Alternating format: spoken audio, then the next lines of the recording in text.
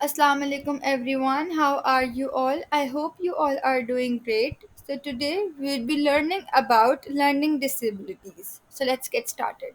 What is learning disability?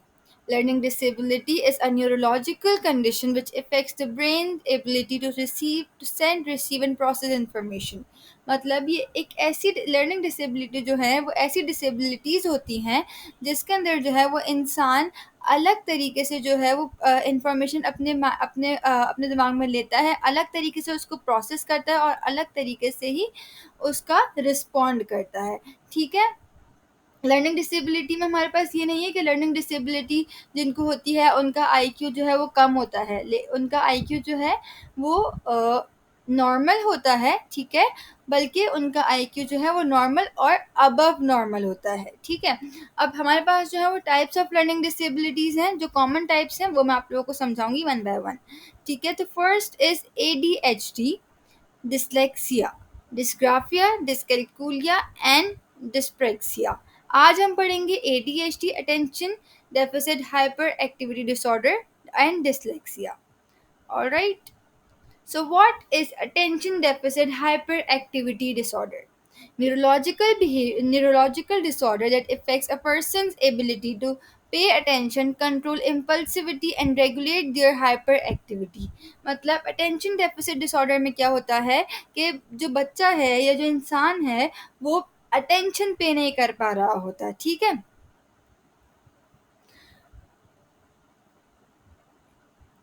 ठीक है, उनको जो है वो मूड स्विंग्स बहुत ज़्यादा हो रहे होते हैं, ठीक है? वो जो है वो आराम से कई जगह बैठ नहीं पाते और आसानी से चीज़ें भी फॉरगेट कर लेते हैं। अच्छा, अब हम इनकी साइंस को देख लेते हैं ताकि और ज़्यादा क्लियर हो जाए। बीइंग डिसऑर्गेनाइज्ड एंड फॉरगेटफुल, मतलब अपनी वो चीज़ें जो है वो ऑर्गेनाइज़ नहीं कर पाएँगे सही तरीके से। अगर उन्होंने कोई चीज़ कहीं रख दी है तो वो रख के भूल जाएँगे, ठीक है?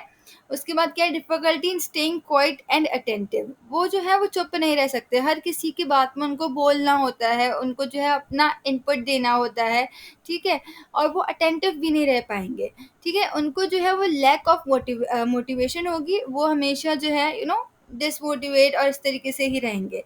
उसके बाद उनके मूड स्विंग्स बहुत ज़्यादा होंगे, कभी उनको रोना आ जाएगा, कभी उनको प्यास लगेगी, कभी उनको खाना खाना होगा, कभी उनको चिड़चिड़े हो जाएँगे, ठीक है? Emotional outburst, as I have told you earlier कि उनको मूड स्विंग्स होंगे तो उनको अचानक से जो है वो इमोशनल आउटबर्स्ट हो जाएगा, अचानक से उनको रोना आ जाएगा, ठीक है?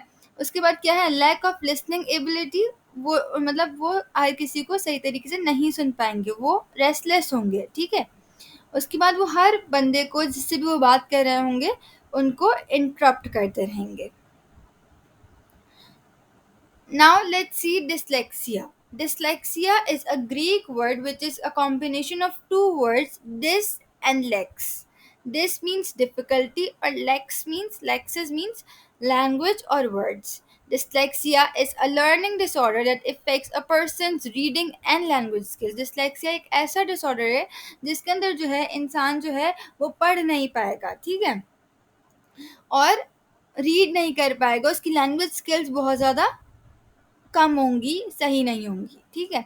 इसका साइन क्या होता है डिस्लेक्सिया का? Difficulty in reading words and sentences, उनसे वर्ड्स नहीं पढ़े जाएँगे, उनसे सेंटेंसेस नहीं पढ़े जाएँगे, उनके दिमाग में ना वर्ड्स जो हैं वो डांस कर रहे होंगे, ठीक है? Difficulty in pronouncing certain words, उनके as I have told you earlier कि उनसे प्रोनाउंसिएशन सही नहीं होगी। Difficulty in revising the position of letters, मतलब वो लेटर्स को वो करेंगे, जैसे ए को पहले लिख दिया, बी को बाद में लिख दिया, ठीक है? उसके अलावा क्या करेंगे वो प्रोनाउंसिएशन में क्या करेंगे, जैसे बैट और रैट, तो वो बैट और रैट की जो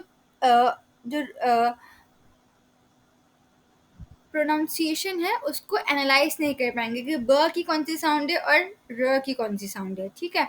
उसके बाद उनको क्या होगा, प्रॉब्लम विद डायरेक्शंस होगा, उनको लेफ्ट और राइट में फ़र्क पता नहीं चलेगा, उनको अप और डाउन में डिफ़िकल्टी होगी, वो भूल जाएँगे कौन-सा वाला अप था, कौन-सी चीज़ डाउन होती है, कौन-सी चीज़ अप होती है, ठीक है? उसके बाद जो है वो difficulty in learning new vocabulary and rhymes, उनसे उनको याद तो हो जाएँगे वर्ड्स, नए वर्ड्स और राइम्स, लेकिन उनको बहुत मुश्किल होगी, ठीक है? So that's it for today. I hope you like the video. If you have understand the video, make sure to hit the like button, and if you don't understand, then you can ask me in the comment section. Thank you so much for your attention. I will see you in the next video. Allah Hafiz.